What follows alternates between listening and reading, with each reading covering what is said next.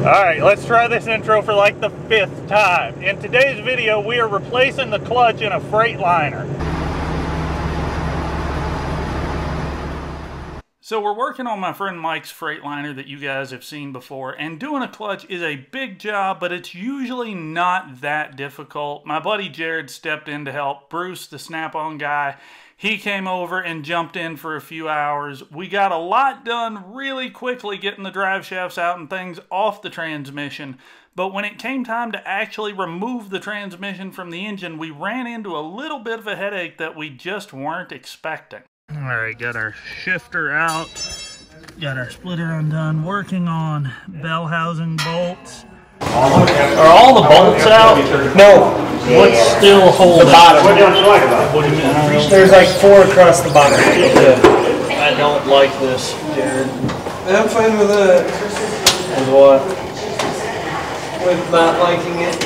Ratchet strap. Just we want to put some tension on it, really. Yeah. We need to put some constant tension on this thing. It's stuck for some reason. I don't know what it's stuck on, but I can feel it. Take off this inspection plate so we can look in at the throw bearing? Yes.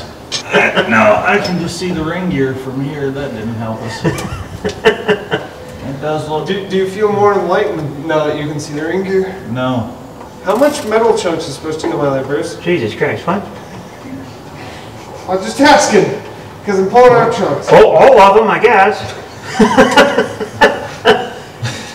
I can stick my hand down in here, but I can't. See if you can hook your arm up and reach back over that little corner.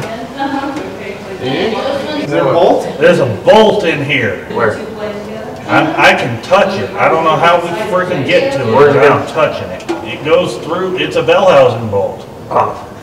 I wish. I see bell housing Kiss bolt my in ass. here. What the fuck are you talking about? I'm touching it, Jared. Well, get together. I don't know. Oh my God. You gotta go through here. You gotta go through Well, this slave cylinder 15, hole. only 16? There's no other way. That's the thing that's not needed. We go back together. I need an extension. Let me make sure this weight on that. There it is. You got any extension? Oh, here. Hey, there it goes. I gotta push back towards you, Blake, and I'm gonna help this. Okay. See if you can let her down a little bit. No. Hang on. Can you see the clutch, Blake? Yeah. Can we get it out, or do we need to come back some more? You need to come back. You're clear of the throwout bearing if you want to come down. Still in there. Gotta clear the tip on it.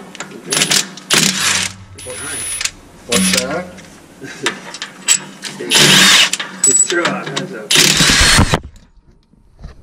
Tell us what to do. What do you need to do? I need a light. I'm getting you. Yep, you're good. If you'll just get the light behind me. What I do is I set them down on my stomach. That's exactly where I'm going. Man, if you were on a creeper. If I were on a creeper, this would be sweet. I slide you on it. What do we need for that flywheel? Oh, that's 12 point. Is it 12 point? Yeah. It is 12 point. 7/8? Probably. Flywheel. It feels okay. It's got a little ridge to it, but it's not grooved out real bad. Here.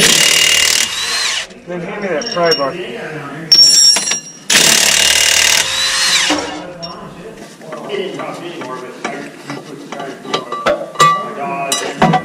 There it is. It's a little warm yet. Yeah, so is the clutch. Can you roll it? I'm gonna try. Okay. You want my pins?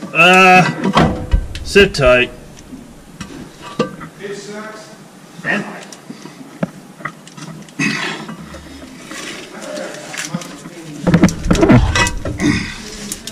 Probably your heaviest part yet. Clutch reverse. All right, let's catch up because it is a couple of days later. We wrapped up getting the clutch and the flywheel and everything out around midnight.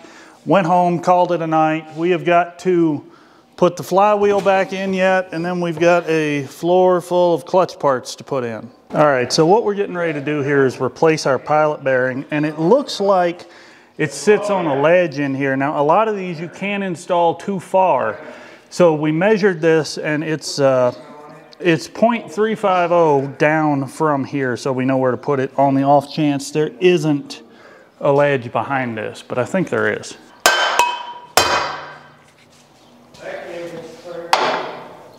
I think that's out. that's out. That is a shelf. Yeah, there is a little lip right there for it to stop on.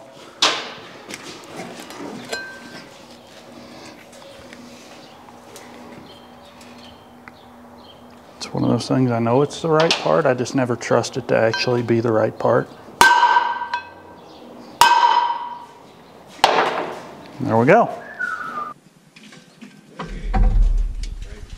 Yeah, eventually. It's not a perfect.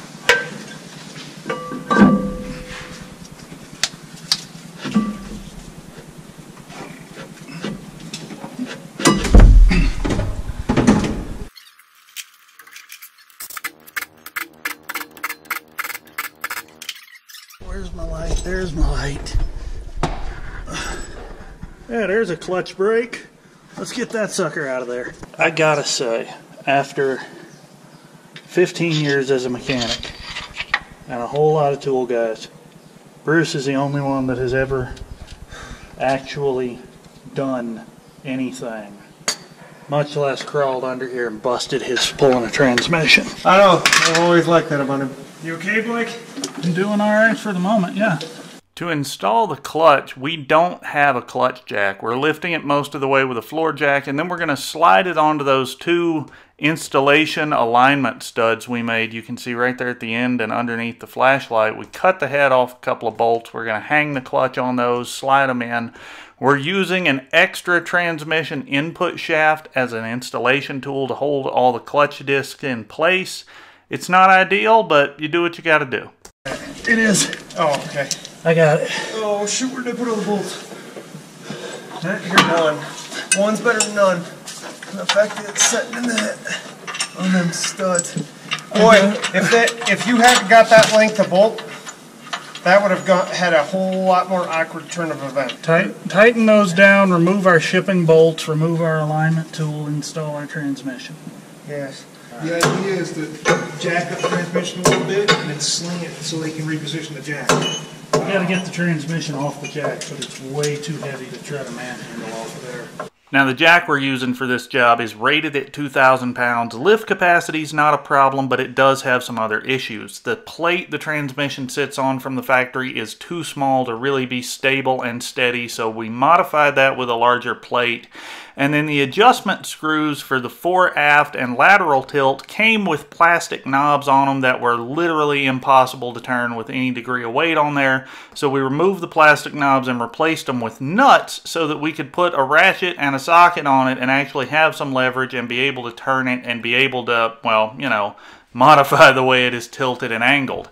Yes, we could have bought a better jack, but this one was about $300, and a jack that's really perfect for this job is about $2,000, so 15 minutes with a welder was time well spent.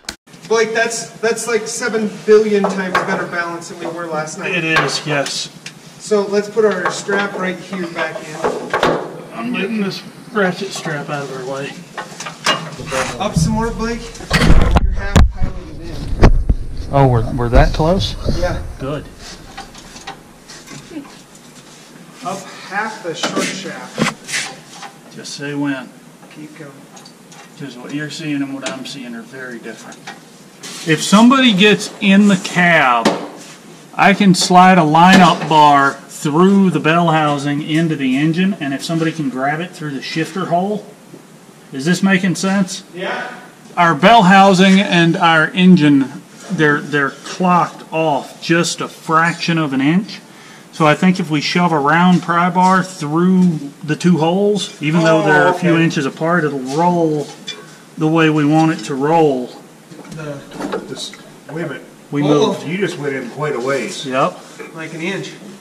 I'm gonna do it again, Jared. Creeper. Go. Go. It's all the way in. Are we there? We're there! This missing bolt that we were looking for a couple of hours and fighting against, Yeah. in the bell housing, it is cast the word bolt with an arrow pointing to where this stupid thing was. Right there.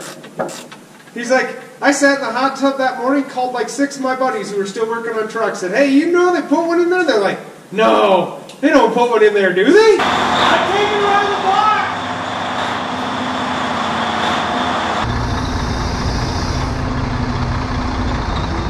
All right, so we're done. New clutch is in, truck runs great, pulls great, Mike is happy. Time to move on to the next one. Thank you for watching. I hope you enjoyed it, and more later.